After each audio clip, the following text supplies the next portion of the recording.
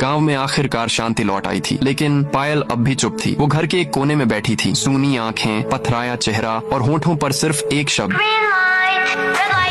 रायस्टार घबरा गया था। उसे समझ नहीं आ रहा था कि ये उसकी बीवी है या फिर किसी अंधेरे ताकत की कठपुतली बन चुकी है। और तभी दरवाजा चरमराया। टुंग टुंग लौट आया था, वही मासूम सा बच्चा, लेकिन अब उसकी आंखों में मासूमियत नहीं, बदले की आग थी। वो दांत भींचते हुए बोला, मैं बाप की मौत का बदला लेने आया हूँ। अचानक उसकी आंखें काली हो गईं, शरीर से धुआं उठने लगा। अब वो बच्चा नहीं था, वो बन चुका था भूतों का वारिस। पायल की आंखें चमक उठी, लाल रोशनी उनकी आंखों से निकली। जमीन पर बना एक प्राचीन लूट बॉक्स, वो गुप्त मंत्र जिससे आत्माएं नियंत्रित होती हैं। पायल की आवाज गूंजने लगी, ये गांव इंसानों का नहीं, 400 साल से बंद पड़ी एक भूतों की जेल है और अब सब आत्माएं आजाद हैं। और तभी टुंग टुंग ने गांव वालों को एक अजीब खेल खेलने पर मजबूर कर दिया।